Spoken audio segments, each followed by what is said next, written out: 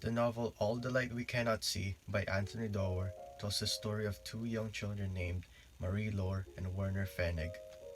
In my today's video, we're only going to focus on Marie Lore and further examine her character and how she develops herself, affecting the events and people that surround her throughout the novel. The title itself creates a parallel to Marie Lore, the French girl who cannot see any light due to her blindness. In addition, the hopelessness that blindness is preventing her from finding the light of hope that she needs in the darkness of her life. Anthony Doerr wanted his readers to reflect on the things in life that we experience, such as love, cruelty, kindness, and fear. These different aspects of human life are depicted through Marie Lore's perspective. Now, let's start with who Marie Lore is. Marie grew up with her father named Daniel LeBlanc, who is a caring father and took care of her when she became blind at the age of 6. Daniel LeBlanc worked at the National Museum of Natural History in Paris in charge of the logs of many artifacts. Marie occasionally visits and explores her curiosity, expanding her knowledge of aquatic creatures. When Marie Lore turned 12 years old in 1940, the threat of German occupation had grown too much to ignore. As the Germans invade Paris, Marie Lore and her father have to move to the walled citadel of Saint Malo, where she has to find her way staring out of the path of darkness in her life with her choices that lead her to hope for a living.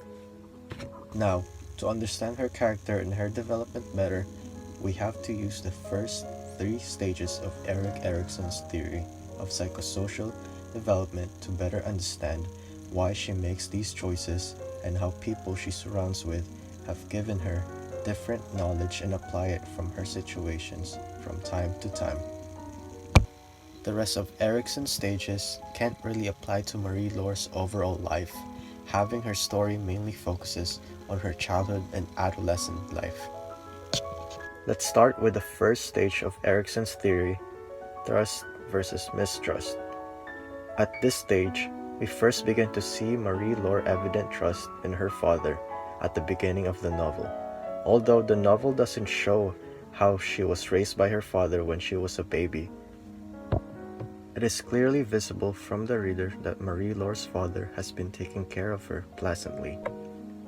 Marie eventually meets Madame Manec, who's Etienne's housekeeper, and Etienne, Marie's great-uncle, who later on took care of her after her father left. Marie's trust grew in them because of how she met all the needs that she requires, especially that her blindness hinders her from day to day. This trust that she created led her to give hope for herself, an optimist mindset for Marie Lore escaping the darkness that she's in. By trusting these people in her life, she let the light shone within her.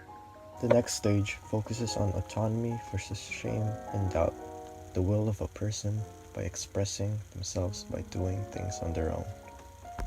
Marie's self-sufficient is slowly being built throughout the novel, where she constantly uses the path of logic that her father taught her.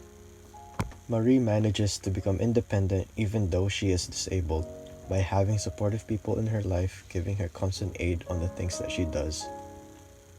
When Marie Lore memorizes the wooden model of Paris, her father keeps telling her to use her logic and trust herself for memorizing the wooden model.